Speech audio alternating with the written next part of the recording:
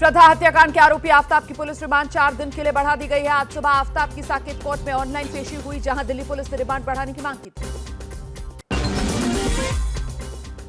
आज हो सकता है आफताब का पॉलीग्राफ टेस्ट। दिल्ली की साकेत कोर्ट ने दी है टेस्ट कराने की इजाजत। आफताब के नार्को टेस्ट से पहले पॉलीग्राफ टेस्ट जरूरी। दिल्ली के फॉरेंसिक साइंस लैब में चल रही है आरोपी आफताब की नार्को टेस्ट की तैयारी। एफएसएल के सहायक संचालक ने एबीपी न्यूज को बताया, दिल्ली पुलिस का अनुरोध मिल गया है, हमारी टीम 3 दिन से काम कर रही है। दिल्ली पुलिस को अब तक 13 के करीब हड्डियां मिल गई हैं। इन्हें जांच के लिए सीएफएसएल भेज चुकी है पुलिस। रिकवर हड्डियों और जबड़े के हिस्से, खून के निशान, इन सब की जांच सीएफएसएल कर रही है। इनका डीएनए मिलान जांच में अहम सुराग होगा।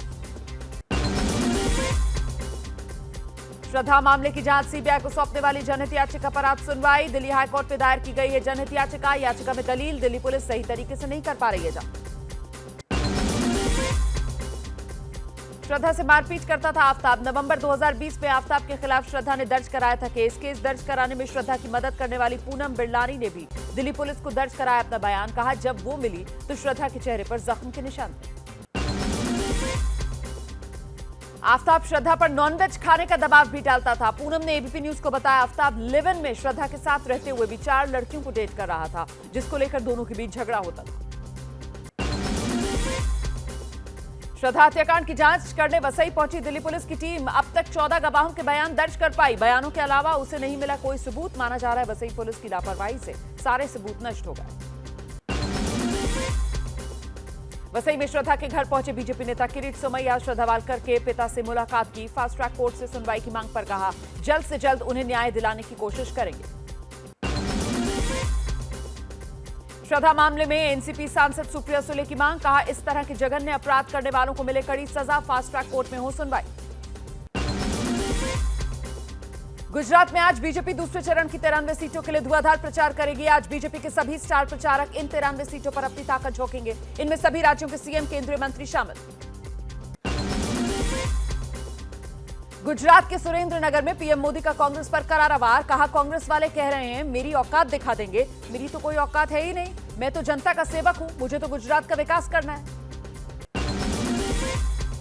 कांग्रेस नेता मधुसूदन मिस्त्री ने एबीपी न्यूज से बातचीत में दिया था बयान। कहा था, पीएम मोदी को गुजरात में इस बार औकात याद दिला देंगे। मिस्त्री के इस बयान पर पीएम ने जवाब दिया। गृहमंत्री अमित शाह आज गुजरात में करेंगे 4 संकल्प रैली। आणंद के बाद दोपहर 2 बजे बांसकाठा में रैली। शाम 7:30 बजे साबरमती में प्रचार करेंगे। गुजरात के नवसारी में पीएम मोदी की चुनावी रैली। विपक्ष पर निशाना साधा। कहा, कांग्रेस एक परिवार की पार्टी, जबकि गुजरात की जनता बीजेपी से प्यार करती है। सारी दुनिया में आज देश का डंका बज रहा है। पहली बार गुजरात में प्रचार करने पहुंचे राहुल गांधी ने राजकोट में की रैली। कहा, मोरबी में 150 लोगों की जान चली गई, लेकिन इसके जिम्मेदार लोगों पर कार्रवाई नहीं की गई। उनके खिलाफ एफआईआर तक नहीं लिखी गई।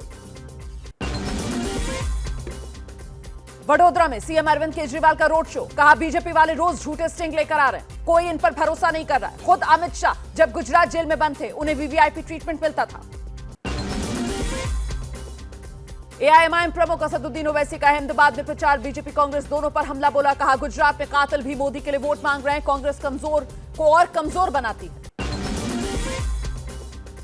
गुजरात के सुरेंद्रनगर में रैली के बाद एक छोटी बच्ची से मिले पीएम मोदी। बच्ची ने बीजेपी से जुड़ी सुंदर कविता पीएम मोदी को सुनाई। आदियाबाद लिंबड़ी सीट से बीजेपी उम्मीदवार किरीट सिंह राणा की भतीजी है ये बच्ची। सत्येंद्र जैन के मसाज वाले वीडियो से जुड़ा बड़ा खुलासा हुआ। सूत्रों का दावा, सत्येंद्र जैन को मसाज देने वाला कोई मालिश वाला नहीं था, बल्कि एक कैदी है जो जेल में रेप की सजा काट रहा है। इस कैदी का नाम रिंकू है।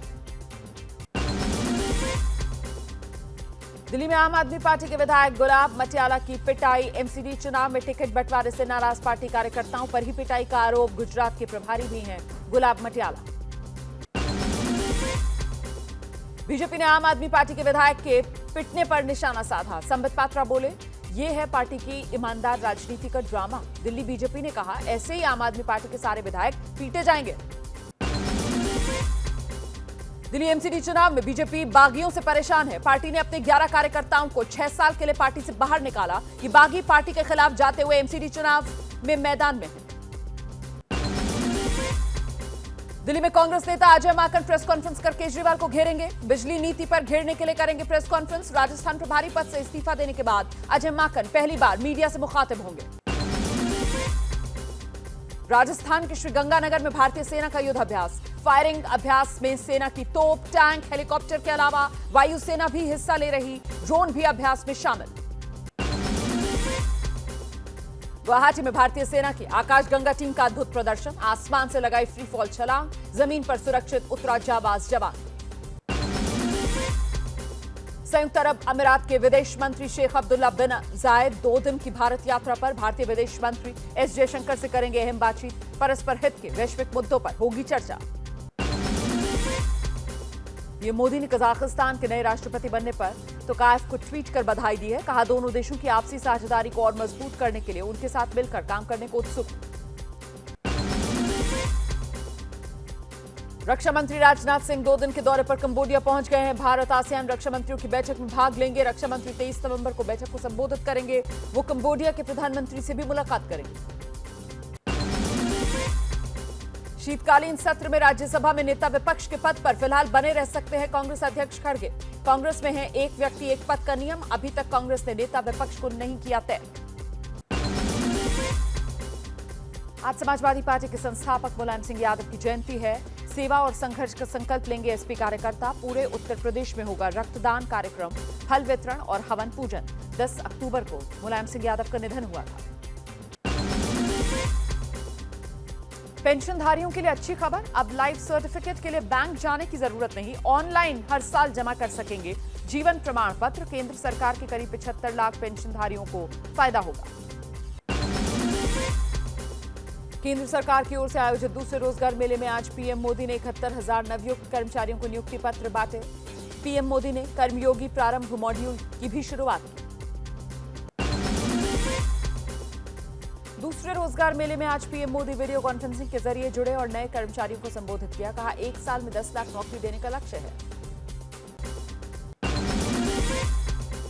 नई नियुक्तियों में अपॉइंटमेंट लेटर देश भर के 45 स्थान पर सौंपे जाएंगे। हालांकि विधानसभा चुनाव को देखते हुए हिमाचल प्रदेश और गुजरात में नियुक्ति पत्र नहीं बांटे जाएंगे।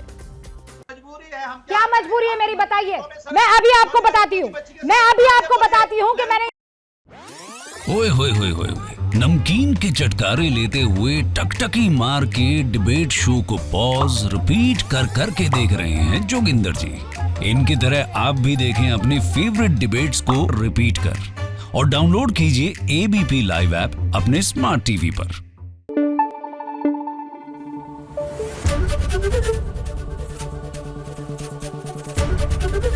एबीपी न्यूज आपको रखे आगे।